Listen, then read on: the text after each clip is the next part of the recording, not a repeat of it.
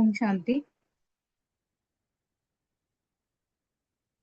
तो आज की मुरली जो कंटिन्यूएशन है 23 अक्टूबर 1970।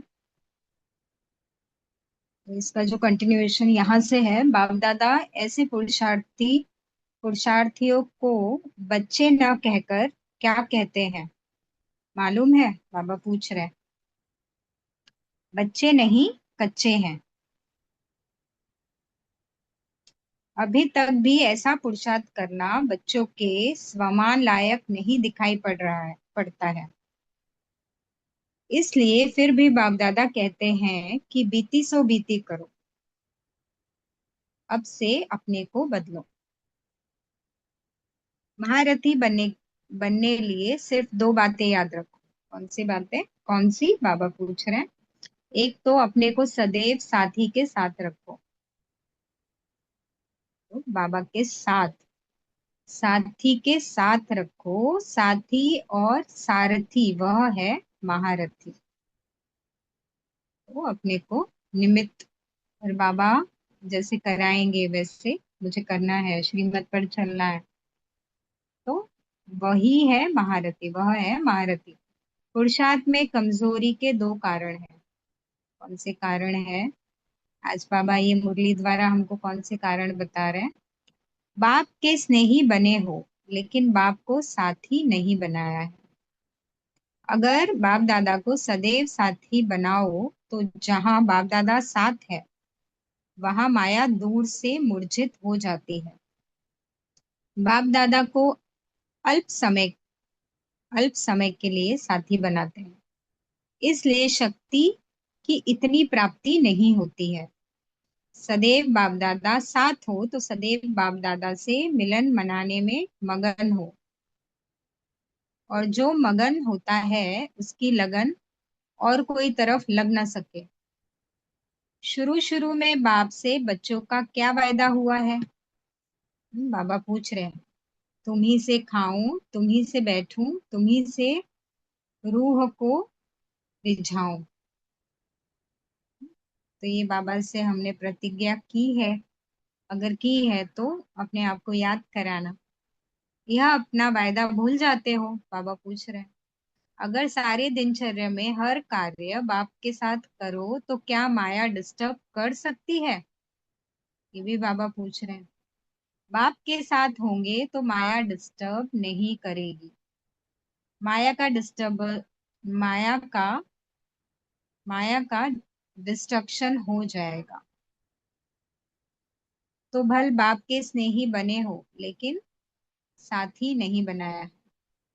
पुरुषार्थ में हम बहुत बार भूल जाते हैं बाबा को। स्पेशली जितने जितने पुराने होते जाते हैं, तो मुझे मेरा अनुभव है कि स्टार्टिंग में बहुत नशा रहता है हर कर्म में, जैसे बाबा ने बोला वैसे हम फॉलो करते हैं। धीरे धीरे धीरे फिर हम दुनियावी रंग में धीरे धीरे रंगते जाते हैं। ऐसे मेरा तो अनुभव है, लेकिन इसमें ऑलवेज एक्सेप्शन है। तो भल बाप के स्नेही बने हो, लेकिन साथी नहीं बनाया है। हाथ पकड़ा है, साथ नहीं लिया है, इसलिए माया द्वारा घात होता है। गलतियों का कारण है गफलत। गफलत गलतियां कराती है। बाबा अगर हर समय साथ रहे, हर समय हम बाबा को पूछते रहे, हर समय बाबा के श्रीमत प्रमाण चले, तो फिर गलतियां होंगी ही नहीं। अगर रूह को न देख रूप तरफ आकर्षित होते हैं तो समझो मुर्दे से प्रीत कर रहे हैं। जो विनाशी चीज है उसको अगर देख के कोई आकर्षित होता है, बाबा बोल रहे हैं, तो समझो मुर्दे से प्रीत कर रहे हैं। मुर्दे से प्रीत रखने वाले को समझना चाहिए कि हमारा भविष्य मुर्दा घाट में कार्य करने का है। मतलब ये बहुत बड़ी बात बाबा ने बोली है कि अगर हम शरीर देखें, शरीर से प्रीत रखें, तो हमारा भविष्य मुर्दा घाट में कार्य करने का है। जिस समय ऐसा संकल्प भी आए तो मुर्दा घाट का पाठ समझो। अपने आप को अगर हम ये याद कराते रहे कि बाबा ने ऐसे हमें सावधानी दी है, तो शायद फिर हम अपना अटेंशन वहां से हटा लें शरीर पर। सभी को कहते हो ना, एम और ऑब्जेक्ट को सामने रखो। तो जो भी कार्य करते हो, जो भी संकल्प करते हो, उसके लिए भी लक्ष्य और प्राप्ति अर्थात एम ऑब्जेक्ट सामने रखो। सर्वशक्तिवान बाप वरदाता से अपना कल्प कल्प इसी पाठ का वर्षा लेने लिए आए हो। मुर्दे को सुरजित करने वाले मुर्दा घाट में पाठ नूं- मुर्दा घाट में पाठ नूंदने लिए आए हैं, ऐसे बाबा पूछ रहे हैं। जो हम मुर्दों को सुरजित करते हैं, सभी को शरीर ना समझ आत्मा का पाठ पक्का कराते हैं, सभी को समझाते भी यही है। तो बाबा बोल रहे हैं कि हम मुर्दों को सुरजित करने वाले मुर्दा घाट में पाठ नूंदने लिए आए हैं। अपने से पूछो, जो भी बच्चा अपनी गलतियों को एक बार बाप के सामने रखता है, उनको यह समझना चाहिए कि बाप के आगे अपनी कमियों को रखने के बाद अगर दोबारा कर लिया तो क्षमा के सागर के साथ 100 गुना सजा भी ड्रामा प्रमाण स्वतः ही मिल जाती है। एक बार बाबा तो माफ कर देता है, लेकिन बार बार करते हैं तो फिर उसका 100 गुना मिलता है। जब बाबा 100 गुना बोलता है तो हमें तो बड़ी टेंशन होती है कि पहले का ये उतरा नहीं है और हमारा बढ़ता जा रहा है बोझा। तो अपने को 100 गुना सजा से बचाने लिए सदैव बाप दादा को अपने सामने रखो। हर कदम बाप दादा को फॉलो करते चलना है। हर संकल्प को हर हर संकल्प को हर कार्य को अव्यक्त बल से अव्यक्त रूप द्वारा वेरीफाई कराओ। संकल्प भी एक एक चेक करना है। जैसे कि कोई फैक्ट्री में कोई चीज बनती है, तो जब वो चीजें बन जाती है तो फिर वो एक एक चीजें चेक होती है। तो हमारे संकल्पों को बाबा ने बोला है कि एक एक चीजों को चेक करो, उसको वेरीफाई कराओ। वैसे ही बाप दादा को अव्यक्त रूप से सदैव सम्मुख व साथ रखने से और हर कार्य हर कार्य वेरीफाई कराकर फिर करने से कोई भी व्यर्थ विकर्म नहीं होगा। बहुत सोचना पड़ेगा। जैसे हम बोल देते हैं फिर सोचते हैं, कर लेते हैं फिर सोचते हैं, तो वैसे नहीं। तो अगर चेक कर करके करेंगे तो शायद हमारी गलतियां होंगी ही नहीं। समय प्रमाण तो वैसे ही करना पड़ेगा। रास को रास को छोड़ सास को सुनने से नाजुकपन आता है। कभी भी नहीं सोचो कि फलाना ऐसा कहता है तब ऐसा होता है, लेकिन जो करता है सो पाता है। सामने वाले ने ऐसा किया इसलिए मैंने किया, इसके लिए मैंने बोला। तो बाबा ने बोला ये हमें एक्सक्यूज ही नहीं है कि हम ऐसा बोले, क्योंकि जो जैसा करेगा उसको वैसा मिलेगा। यह सामने रखो, दूसरे के कमाई का आधार नहीं लेना है। न दूसरे की कमाई में आग जानी चाहिए, जिस कारण ही ईर्ष्या होती है। इसके लिए सदैव बाप का यह स्लोगन याद रखो कि अपनी घोर तो नशा चढ़े। दूसरे के नशे को निशाना नहीं बनाओ, लेकिन बाप दादा के गुण और कर्तव्य को निशाना बनाओ। सदैव बाप दादा के कर्तव्य की स्मृति रखो कि बाप दादा के साथ मैं भी अधर्म विनाश और सतधर्म की स्थापना के कर्तव्य अर्थ निमित्त बनी हुई हूँ। अगर हम ही गलती करें तो फिर हम तो क्या ही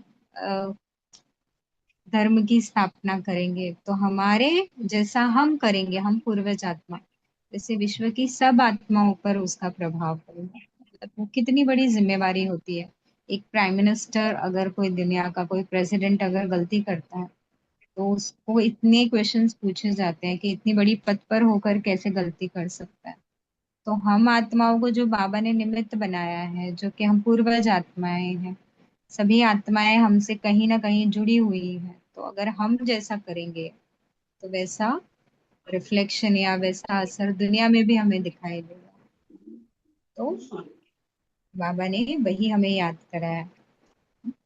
जो अधर्म के विनाश अर्थ निमित्त है, वह स्वयं फिर अधर्म का कार्य व देवी मर्यादा को तोड़ने का कर्तव्य कैसे कर सकते हैं। मैं मास्टर मर्यादा पुरुषोत्तम हूँ, ये हमारा स्लोगन है। तो मर्यादाओं को तोड़ नहीं सकते हैं, ऐसी स्मृति रखने से समान और संपूर्ण स्थिति हो जाएगी। अभी हम सोचते हैं बाबा इतना हमें मतलब इतनी बाबा स्ट्रिक्ट है, लेकिन ये बाबा का इसके पीछे रहस्य है कि अगर हम ये सब चीजें याद रखेंगे तो बहुत सारी चीजें से हम बच जाएंगे गलतियां करने से। समझा। सोचो कम, कर्तव्य अधिक करना है। सिर्फ सोचने में समय नहीं गंवाना है। सृष्टि के कयामत के पहले कमजोरी और कमियों की कयामत करो। भट्टी भट्टी वालों ने भट्टी में अपना रूप और रंग और रौनक बदली की है। हाँ, भट्टी तो हम जाते ही इसलिए है, भट्टी करते ही इसके लिए है कि हम जहाँ अटके हुए उससे थोड़ा आगे बढ़े। अनेक रूप बदलना मिटाया है। अनेक रूप बदलना मिटाया है, बाबा पूछ रहे हैं। सदा के सदा के लिए रूहानी रूप दिखाई दे, ऐसा अपने को बनाया है। भी बाबा पूछ रहे हैं। उलझनों का नाम निशान न रहे, ऐसा अपने को उज्जवल बनाया है। कंफ्यूजन उलझने नहीं हो। अल्प काल के लिए प्रतिज्ञा की है, वह अंत काल तक प्रतिज्ञा की है। बाबा ये भी पूछ रहे हैं हमें। अपनी पुरानी बातों को, पुराने संस्कारों को ऐसा परिवर्तन में लाना है जैसे जन्म परिवर्तन होने के बाद पुराने जन्म की बातें भूल जाती। ऐसे पुराने संस्कारों को भस्म किया है, वह अस्थियां रख रख दी है। बाबा पूछ रहे हैं। पूरी तरह बाबा बोल रहे हैं संस्कार बदल जाने चाहिए। जैसे पूरा नया जन्म लिया तो नई सब चीजें रहती है, तो वैसे कुछ याद ही नहीं रहता है कि पहला हमने क्या किया था, पहले हमारे संस्कार स्वभाव क्या थे। बाबा ने भी यही हमें याद कराया है। इसलिए अस्तिया को संपूर्ण स्थिति के सागर में समा के जाना है। कहाँ छिपा कर ले ना जाना, नहीं तो अपनी अस्थियां स्थिति को परेशान करती रहेगी। संकल्पों की समाप्ति करनी है। अच्छा, फिर बाबा हमें आगे बोल रहे हैं। तुम हर एक बच्चे को पुरुषार्थ करना है, तख्त नशीन बनने का तख्त नशीन बनने का, न कि तख्त नशीन के आगे रहने का। तख्त नशीन तब बनेंगे जब अब समीप बनेंगे। जितना जो समीप होगा उतना समानता में रहेगा। हाँ, जो बाबा के जितना समीप रहेगा गुणों में, तो उसमें सब वही बाबा की समानता के प्रमाण रहेंगे। जो बाबा के गुण है, शक्तियां, उसी समानता में रहेगा। तुम बच्चों के नैनों को कोई देखे तो उनको जीवन मुक्ति का रास्ता दिखाई दे। ऐसा नैनों में जादू हो। ऐसा नैनों में जादू हो। हम जो भी तपस्या जो भी करते हैं वो हमारे आंखों से ही पता चलता है। इसे बहुतों ने अनुभव किया है, हमने खुद ने अनुभव किया है ये। तो ऐसे नैनों में जादू हो। तो आपके नैन कितनी सेवा करेंगे। नैन भी सर्विस करेगा तो मस्तक भी सर्विस करेगा। बाबा ने नैन भी सर्विस करेगा तो मस्तक भी सर्विस करेगा। मस्तक क्या दिखाता है, आत्माओं को बाप। आत्माओं को बाप। मतलब बाबा पूछ रहे हैं मस्तक क्या दिखाता है आत्माओं को, तो जवाब आया बाप। आपके मस्तक से बाप का परिचय हो, ऐसी सर्विस करनी है, तब समीप सितारे बनेंगे। जैसे साकार में बाप को देखा, मस्तक और नैन सर्विस करते थे। हाँ, ब्रह्मा बाबा के बारे में साकार में जिन्होंने देखा, तो उनको तो ज्ञान समझाना ही नहीं पड़ा। बाबा को देख के ही उनको लगा कि हाँ, ये जो बोल रहे हैं वो सही है। कुछ प्रूफ आज हम इतना सब दिखाते हैं, इतना प्रूफ करते हैं, तो वो सब उतनी लंबाई में, गहरी चौड़ी में जाने की जरूरत ही नहीं पड़ी। बाबा ने जो कहा सबने वो मान ही लिया। मस्तक में ज्योति बिंदु रहता था, नैनों में तेज त्रिमूर्ति की, नैनों में तेज त्रिमूर्ति के याद का। ऐसे समान बनना है, समान बनने से ही समीप बनेंगे। जब आप स्वयं ऐसी स्थिति में रहेंगे तो माया क्या करेगी? माया स्वयं खत्म खत्म हो जाएगी। तुम बच्चों को रेगुलर बनना है। बाप दादा, रेगुलर किसको कहते हैं? अभी ये बाबा की परिभाषा क्या है रेगुलर की? रेगुलर उनको कहा जाता है जो सुबह से लेकर रात तक जो भी कर्तव्य करता है वह श्रीमत के प्रमाण करता है। सब में रेगुलर, संकल्प में, वाणी में, कर्म में, चलने में, खाने में, सब में रेगुलर। सोने में, सॉरी, संकल्प, कर्म में, चलने में, सोने में भी बाबा ने, सोने में भी बाबा ने याद कराया कि चलो हम बाकी मोटी मोटी चीजें याद रखते हैं, लेकिन जो छोटी बातें हैं वो उसमें याद नहीं। सोने में, सब में रेगुलर। रेगुलर चीज अच्छी होती है। जो चीजें बार बार अगर हम रेगुलर करते हैं तो हमारी स्थिति आगे आगे आ जाती है।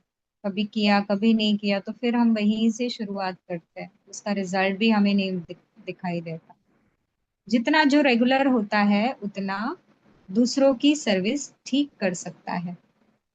सर्विसेबल अर्थात एक संकल्प भी सर्विस के सिवाय न जाए। ऐसे सर्विसेबल और कोई सबूत बना सकते हैं? ऐसे सर्विसेबल और कोई सबूत बना सकते हैं? सर्विस केवल मुख मुख की ही नहीं, लेकिन सब कर्मेंद्रियां सर्विस करने में तत्पर हो। बाबा तो मुख की सर्विस तो क्या ही करे। मुख आजकल तो, अभी समय भी ऐसा है कि मुख की सर्विस अभी इतना ज्ञान सुन सुन के लोगों के अभी माइंड में तो कुछ जाता नहीं है। ज्यादा बोलो तो माइंड शट हो जाता है, बंद हो जाता है, वहीं ताला लग जाता है। तो बाबा ने क्या बोला कि सर्विस सिर्फ मुख की नहीं होती है, सभी कर्मेंद्रियों से सर्विस होनी चाहिए। जैसे मुख बिजी होता है वैसे मस्तक, नैन सर्विस में बिजी हो। बोल रहे हैं, ज्ञान सुना रहे हैं, तो नैन और मस्तक ये भी उस स्थिति में स्थित हो। सर्व प्रकार की सर्विस कर सर्विस का सबूत निकालना है। एक प्रकार की सर्विस से सबूत नहीं निकालना, सिर्फ सराहना करते हैं। एक प्रकार की सर्विस से सबूत नहीं निकलता, सिर्फ सराहना करते हैं। चाहिए सबूत, सबूत तो सबूत देने लिए सर्व प्रकार की सर्विस में सदा तत्पर रहना है। बहुत अच्छा भाषण किया, बहुत अच्छा भाषण किया, बहुत अच्छा कोर्स कराया, या तो बहुत अच्छा योग कराया। तो बाबा ने बोला कि एक प्रकार की कौन सी भी सेवा हो, तो उसमें उससे क्या मतलब है? मतलब हर, हमारी स्थिति भी वैसी हो, हमारे कर्म भी वैसे हो, तो सर्व प्रकार की स्थिति, सर्व प्रकार की सर्विस ही एंड में रिजल्ट देती है। सर्विसेबल जितना होगा वैसा आप समान बनाएगा, फिर फिर बाप समान बनाएगा। आप समान बनाएगा और फिर बाप समान बनाएगा। अच्छा, ओम शांति।